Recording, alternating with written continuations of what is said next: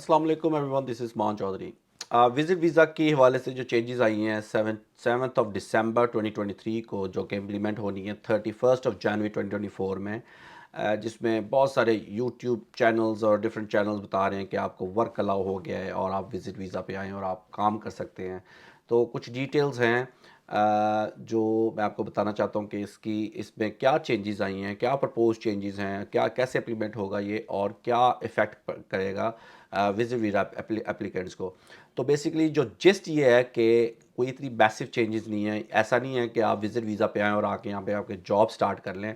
ये बहुत limited circumstances में एक सर्टन अमाउंट ऑफ एक्टिविटीज़ जो पहले भी एग्जिस्ट करती थी उनको एक्सेप्शंस में लिया जाता था। बहुत सारे प्रॉब्लम्स क्रिएट होते थे होम ऑफिस के लिए।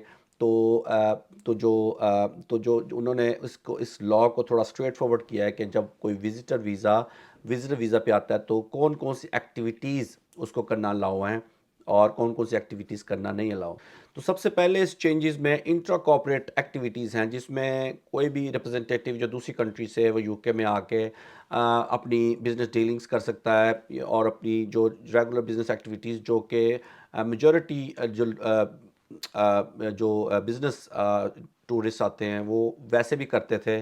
तो एक तरह का उनको लेजिटिमेट राइट मिल जाएगा कि वो यहाँ पे आके अपनी एक रेगुलर की जो मीटिंग्स हैं, बिजनेस मीटिंग्स हैं, कोई ऑर्डर प्लेस करना है, कोई शो केस करनी है अपनी प्रोडक्ट्स, तो वो अपनी कॉर्पोरेट एक्टिविटीज़ जो है वो लीगली कर सकते हैं। पहले ऑब्वियसली लॉ में ये था कि किसी किस्म की लीगल एक्टिविटी करना अलाउ नहीं है आपको। तो ऑब्वियसली ये लॉ थोड़ा सा हार्श था। बहुत सारी बिज़नेस एक्टिविटीज़ और बहुत सारे जो बिज़नेस टूरिस्ट थे उनको हमेशा डर लग रहता था कि शायद ये हम इलीगल एक्टिविटी कर रहे हैं या क्या कर रहे हैं।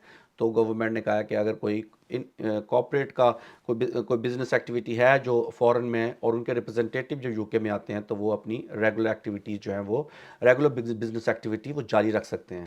दूसरी एस्पेक्ट इसमें आता है रिमोट वर्कर्स। है रिमोट वर्कर्स कौन है कि वो रिमोट वर्कर्स जो घर से काम करते हैं, जो डिजिटल नॉमेड्स हैं, जो टूरिस्ट हैं जिनका काम डिजिटली होता है। फॉर एग्जांपल अगर कोई आईटी प्रोफेशनल है, वो चाहे किसी भी कंट्री में बैठ के अपनी बिजनेस एक्टिविटी कर सकता है।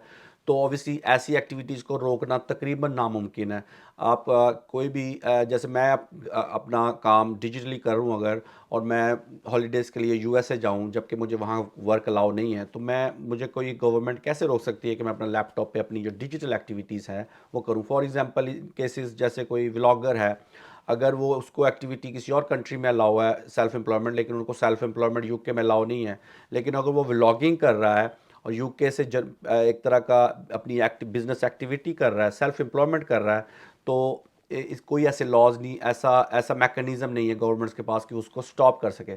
तो उसको लेजिटिमाइज करने के लिए जो गवर्नमेंट ने ऐलान किया है कि जिनका रेगुलर एक तरह का बिजनेस है इस टाइप का कि वो डिजिटल टाइप उनका बिजनेस है, जो कि वो यूके में इस पर्पस से नहीं आए, लेकिन उनकी जो रेगुलर एक तरह की जो डेली एक्टिविटी है वो एक सेल्फ एम्प्लॉयमेंट में आती है, तो उनको लेजिटिमाइज कर दिया जाए ताकि वो अपनी अपनी जो जो लीगल जो अपनी बिजनेस एक्टिविटीज़ हैं वो जारी रख सकें।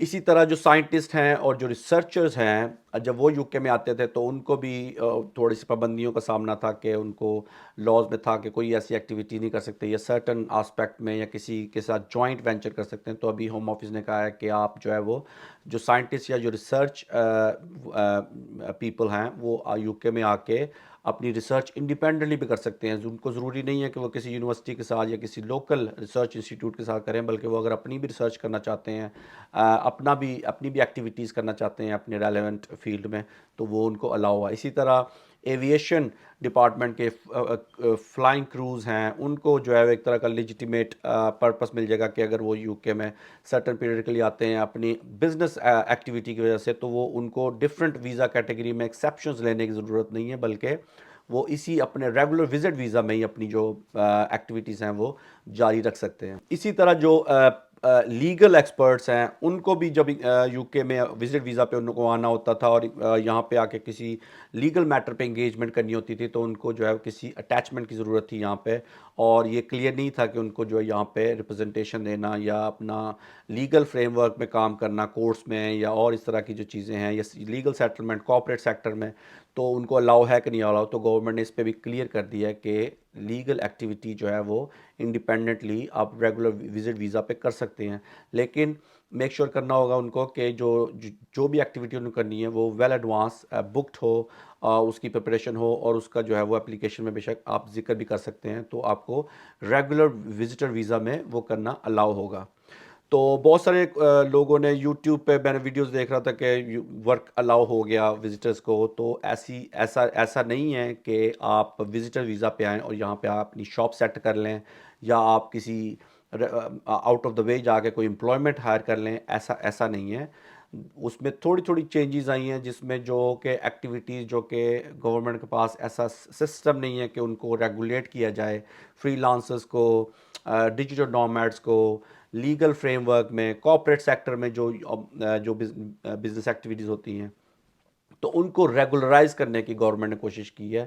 I hope it make a little bit understanding and I hope that helps. Thank you very much for watching.